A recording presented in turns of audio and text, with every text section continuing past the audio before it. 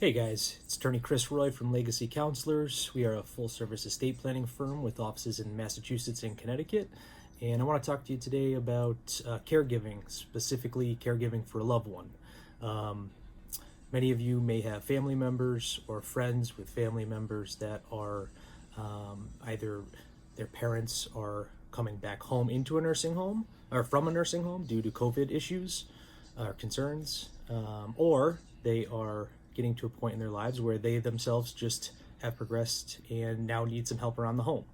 And for those child caregivers, they are likely doing so out of their own free time and own free will, for love of their parents. However, what I want to point out today is that you may be able to actually get compensated for your time. And while this may sound counterintuitive, or what I typically hear from the good kids is, well, I don't want to get paid for my work. I love mom. It's not necessarily about getting paid for your work, although that recognition is also important.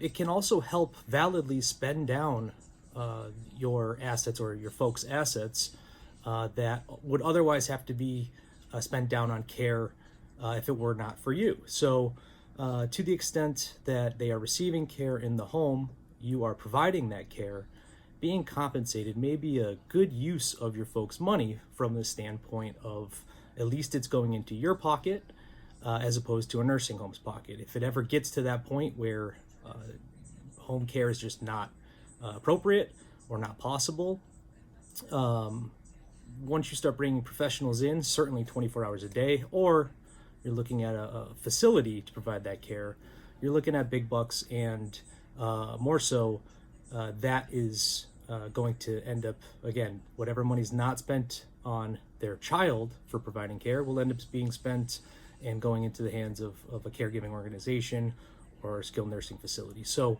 why not have it in the hand? Why not have the money paid into the hands of a kid that's helping mom and dad out anyway? Now, there's a couple of aspects to this. In order to make sure that the payment you are receiving for this care is not going to be looked at as a gift, you have to make sure that a 1099 is issued. You have to make sure that as the child caregiver or the caregiver in general, you are claiming the income paid as income on your taxes, which should go without saying. But the reason I want to mention this is simply as it relates to Medicaid eligibility. Medicaid, we've talked about a number of times on a bunch of different videos here, but for those who are not familiar with, or just as a refresher, Medicaid is a division of Social Security. It's funded by Social Security.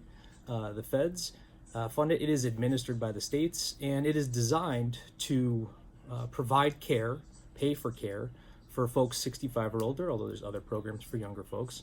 But the traditional model is to pay for long-term care costs for those that cannot afford it. Well, as part of this process, in applying, you have to certify what your eligibility is in terms of your finances. And every state is a little different. There's a few major differences. Some states are asset-based states and other states are income-based states. But for the Massachusetts and Connecticut, the two states that I practice in, we are both asset states. And what the Medicaid office is doing upon application is they're looking at your financial assets, and they're looking from the date of application back 5 years. That's that 5-year look back. And what they're looking for is any intentional divestment of wealth through, of course, transferring assets to somebody, to a third party, a trust, or simply paying off, debt of somebody else's, paying off a kid's mortgage. Any use of money that is not for their own benefit is going to be deemed a transfer for the purpose of qualifying for Medicaid, and that is a rebuttable presumption, but the burden then becomes yours to rebut the presumption that it was not a gift for the purpose of qualifying for Medicaid. Now, those payments that are made from mom, let's say, or dad to child caregiver for that caregiving at, say, $20 an hour, $18 an hour, if those are going to show up on the statements that mom and dad have to submit for eligibility, if they don't also show up on the child's income taxes, if they're not also if there's not also a 1099 issued, if the formalities of the arrangement are not adhered to, those payments, although wanting to classify them as payments, are likely going to be reclassified as gifts. So you have to make sure that you're doing this on the up. You have to make sure that you're doing it by the book. And that's what we help folks do here at Legacy Counselors.